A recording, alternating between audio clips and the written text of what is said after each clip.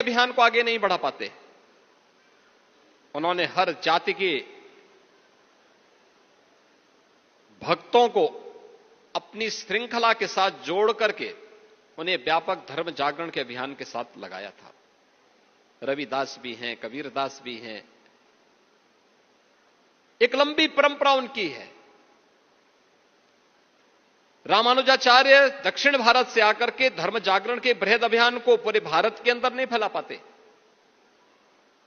आचार्यों की परंपरा महायोगी गुरु गोरक्षनाथ की हो, भारत के पूज्य संतों की हो, ऋषियों की हो, मुनियों की हो, ये सभी भारत को जोड़ने वाली परंपरा है।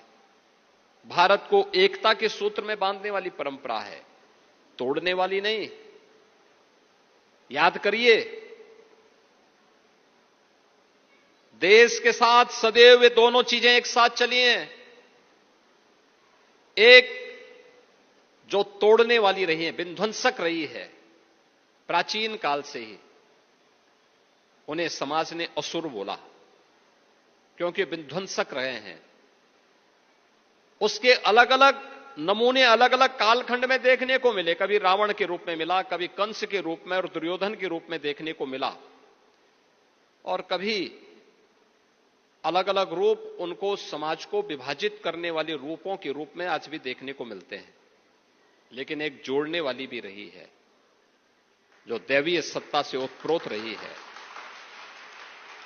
ऋषि मुनि उसका प्रतिनिधित्व करते रहे हैं। भारत की ऋषि मुनि की परंपरा उन्हें एक स्वरूप देती रही है। अलग अलग स्थानों पर भारत के अंदर धार्मिक यात्राएं उसके उदाहरण हैं। बृहद पैमाने पे चलती रही हैं, बड़े पैमाने पे चलती रही हैं।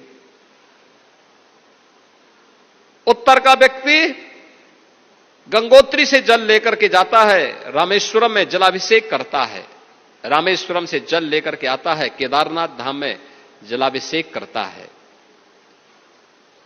उत्तर से दक्षिण को जोड़ने के लिए, पूरब से पश्चिम में जोड़ने के लिए एक सेतु बंधन का काम किया।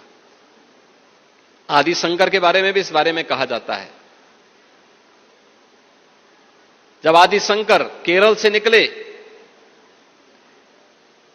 वे तब अद्वैत में परिपक्व हो चुके थे। उनकी ख्याति पूरे देश के अंदर फैल रही थी। आगे की ज्ञानार्जन के लिए वे काशी पधारे। काशी में उनके दिमाग में आया कि मैं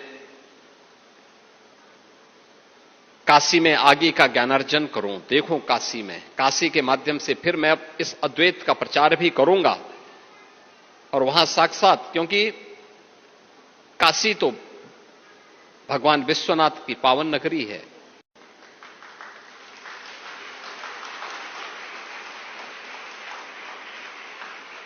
काशी के बारे में यही मान्यता है,